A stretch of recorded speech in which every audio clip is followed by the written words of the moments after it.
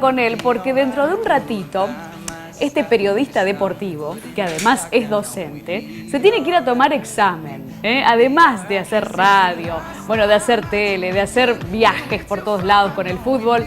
Es docente, se llama Adrián Broski. ¿Cómo te va, Adri? Bienvenido. ¿Cómo andás? estás? Muy bien, gracias por la invitación. ¡Feliz día! Muchas gracias, muchas gracias. Dirán los alumnos que se demore un poquito más en el estudio, Claro, no hay problema.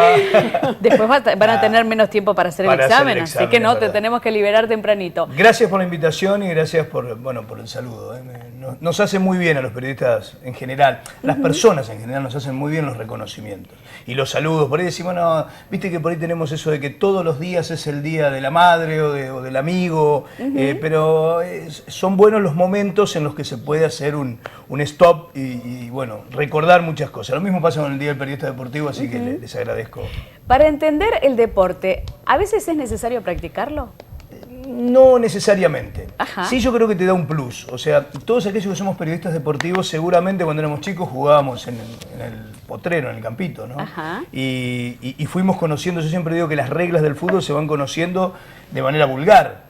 O sea, uno en el campito por ahí hasta inventa reglas o más o menos va dándose cuenta de lo que se cobra o se deja de cobrar en un partido de fútbol, de, a ver, esto entre comillas, las mañas que se tienen para jugar a la pelota en ese momento. Entonces, te da un plus. Pero no necesariamente, ¿viste? Porque yo siempre digo, hay algunos, hoy en día está muy de moda el hecho de que exjugadores de fútbol o exárbitros, es decir, protagonistas del deporte de manera profesional, sean comentaristas deportivos, ¿no? Sí. Y entonces hay algunos que dicen, no, tal no puede hablar porque nunca jugó al fútbol ni nunca estuvo en un vestuario profesional.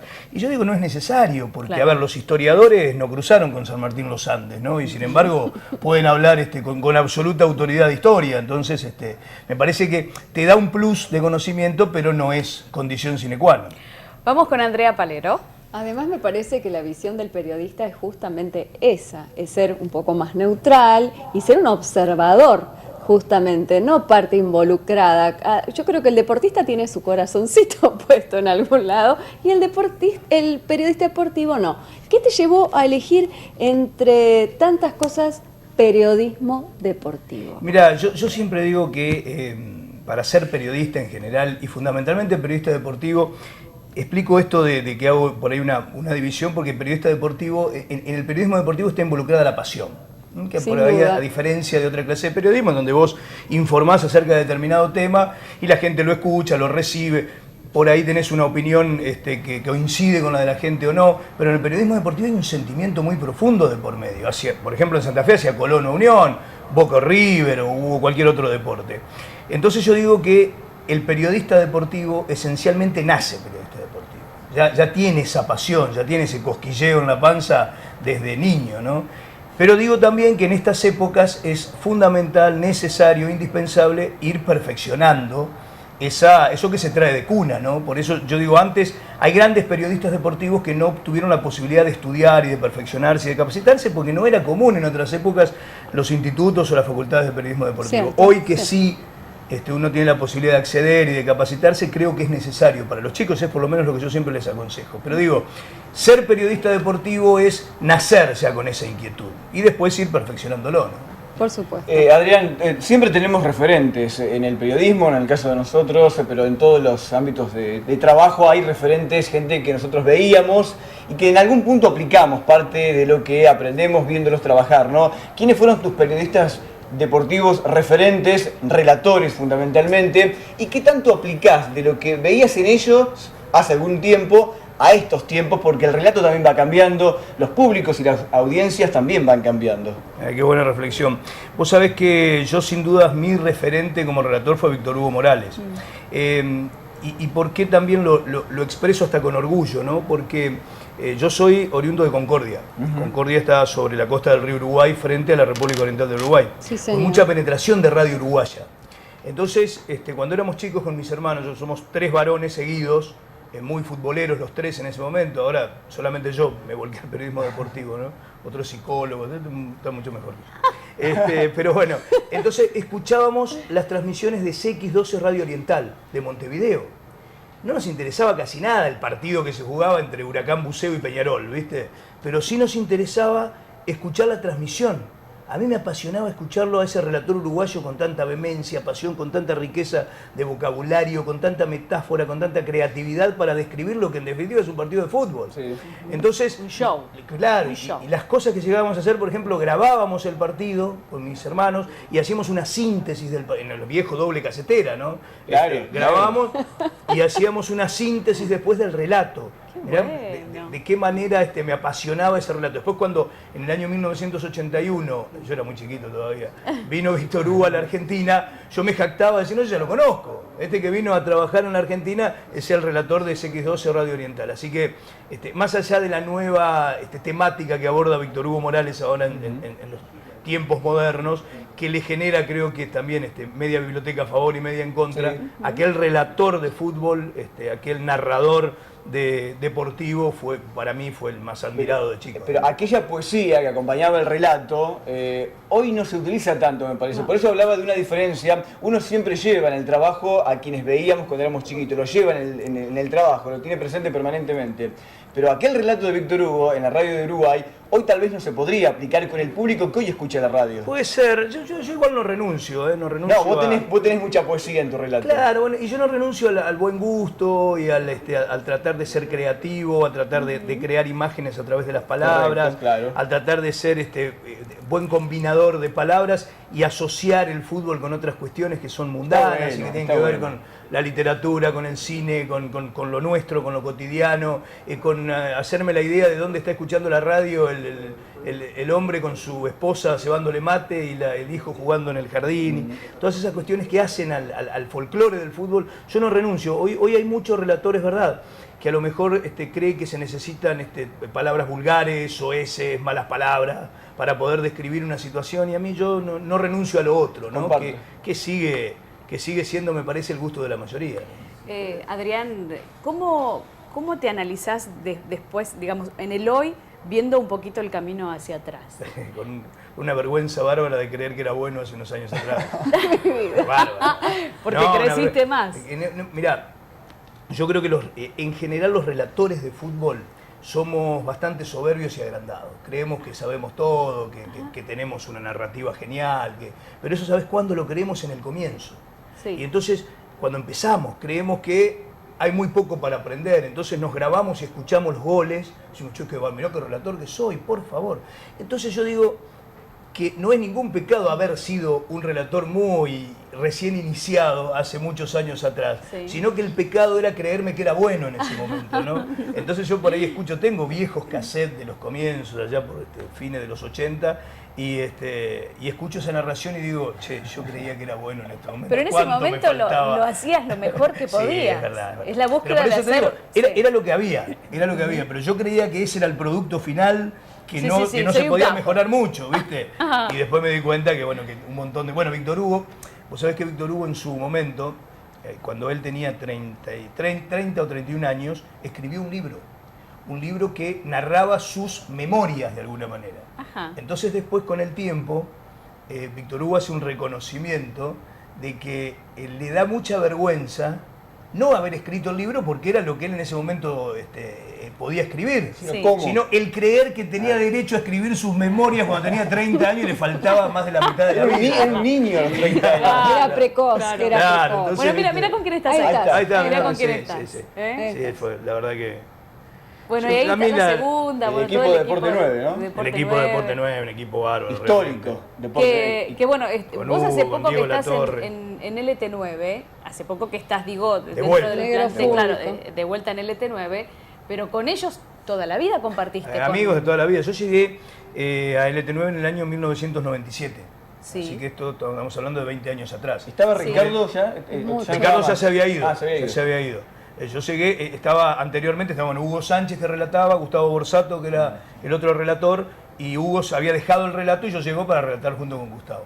Claro. Entonces, bueno, la verdad que, a ver, es verdad cuando yo digo que es mi casa, porque yo Sí. llego a Santa Fe, encima de Concordia, para empezar a vivir y a disfrutar de la radio en el LT9, ¿no? Así que Claro. ahora también lo estoy haciendo con muchas emociones y además son periodistas de primer nivel. Hoy hablábamos con Hugo en la radio justamente a la mañana.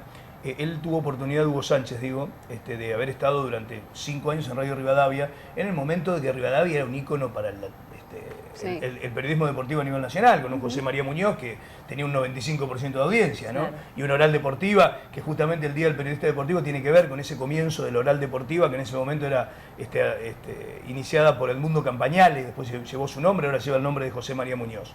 Y bueno, yo tuve la oportunidad de estar 7 años también en Fútbol para Todos, digo, cuando uno comparte con periodistas a nivel nacional, Sí. se da cuenta que el periodismo deportivo que hacemos en Santa Fe es bárbaro, Bueno, sí. es de primer Ajá, nivel. mirá vos. Hay periodistas deportivos que tienen una creatividad, que tienen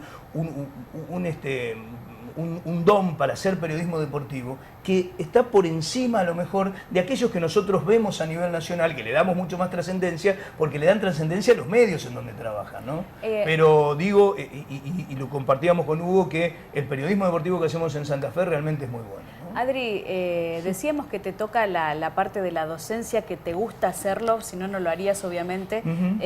Pero bueno, ¿qué le dirías a aquella persona, a aquel estudiante, a aquella persona que siente la vocación sobre esta profesión?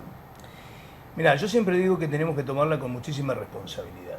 Eso es lo primero que le digo. Que así como está de por medio la vida de una persona cuando te atiende un médico, así como está de por medio la libertad o los bienes de una persona cuando un abogado es el que está atendiéndote de alguna manera, cuando nosotros como periodistas deportivos o como periodistas en general tratamos un tema, está de por medio la formación de opinión de mucha gente acerca de ese tema. Y tenemos que tener la responsabilidad de saber que hay mucha gente que basa su opinión en lo que nosotros le podemos aportar como información y también como interpretación de las cosas. Entonces yo le digo a los chicos, ¿cuál es nuestra responsabilidad? Tratar de capacitarnos lo más posible, tratar de estar lo más informado posible, de investigar, de consultar fuentes, de conocer la historia, de saber aplicarla a la realidad, porque de eso depende la opinión de mucha gente. Vaya si tenemos responsabilidad en eso, ¿no? Entonces yo creo que ese es el punto central. Después nos vamos a equivocar permanentemente, de hecho lo hacemos, después vamos a interpretar mal un tema porque somos falibles, después vamos a tener una visión que a lo mejor no se condice con la realidad porque no la vemos de buena forma, pero por lo menos vamos a tener la honestidad intelectual de saber que lo hacemos desde una preparación y que lo hacemos desde una buena intención para poder realizarlo, ¿no? ¿Qué se hace para abrir puertas en la profesión? Y hay que insistir. Yo a los chicos también les digo siempre lo mismo, no desechen ningún trabajo. Ajá. No dejen de lado ninguna posibilidad.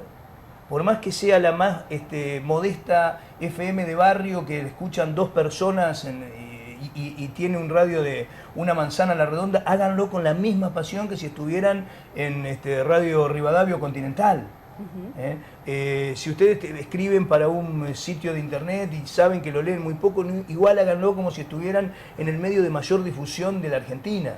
Porque esa es la pasión que tienen que tener, al servicio de empezar a forjar su futuro, ¿no? De forjar un estilo, de ir practicando, de errar un montón de veces y después no hacerlo más porque ya tenés experiencia. Entonces yo creo que esa es la manera de insertarse. No es fácil, pero ninguna profesión es fácil, o sea, ninguna actividad es fácil como inserción en el mundo laboral. Hay un montón de abogados, hay un montón de médicos, hay un montón de ingenieros que también están buscando permanentemente la posibilidad de tener un trabajo. Y el periodista lo mismo. Y yo digo que los que son buenos y los que son perseverantes y los que tienen esfuerzo generalmente llegan. Andrea, te queda una. Adrián, ¿qué pensás vos, qué rol cumplen dentro de la elección de una profesión, sobre todo para los chicos que empiezan como docente, el talento, la voluntad y la vocación?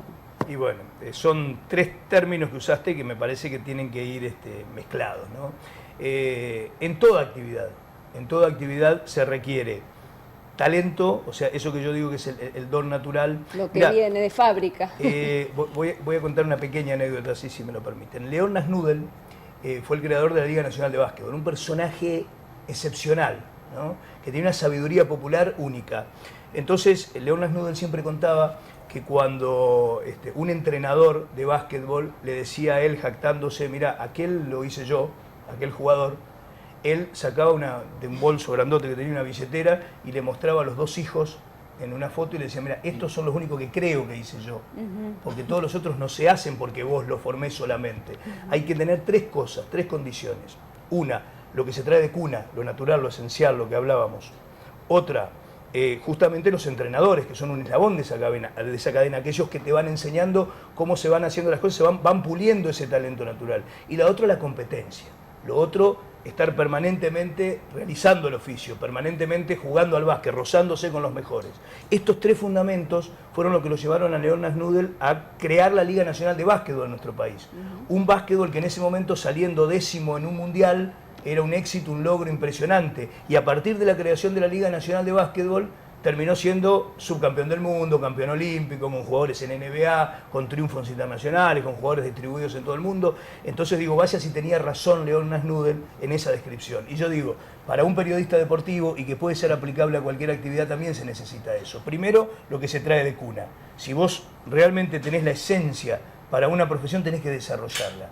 Después, capacitarse permanentemente, tratar de perfeccionarse. Y después, golpearse contra la pared, el choque, buscar permanentemente estar practicando y ensayando para poder lograr el mejor producto, ¿no? Gus, la última. Sí, la última. ¿Cómo tenés que lidiar, en vos, me refiero a todos los periodistas deportivos, con la corrupción en el fútbol? Hablo de dirigentes corruptos a nivel de clubes y dirigentes a nivel de AFA, que son los que manejan el fútbol, y vos te dedicás un 99% al fútbol. ¿Cómo tiene que lidiar el periodismo deportivo con eso? Yo creo que el periodismo lo que tiene que hacer es tratar de exponer la realidad, decir la verdad. Lo que pasa es que muchas veces se necesitan pruebas para poder hacer ciertas denuncias, ¿no? Bueno, más que nunca hoy en nuestro país está esto de la presunción de inocencia, el Estado de Derecho, el debido proceso y todas estas cuestiones que nosotros tenemos que tener en cuenta en el momento en que emitimos una opinión y que describimos las cosas. O sea, no se puede ser ligero y decir, en AFA son todos corruptos, los dirigentes del fútbol son todos unos mafiosos. No, porque hay mafiosos seguramente, hay corruptos también, y hay aquellos que tratan de hacer la cosa lo mejor posible. Entonces me parece que nosotros lo que tenemos que hacer, como volviendo a la responsabilidad periodística, es tratar de investigar lo más que podemos, recabar todas las pruebas que podemos, y cuando tenemos esa evidencia, denunciarlo.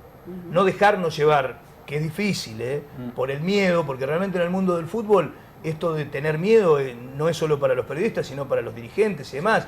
Hay tipos que son barras bravas, que están metidos en las mafias y que por las redes sociales hoy que proliferan tanto te amenazan que vas a tener problemas con tus hijos. Entonces vos decís, ¿qué hago?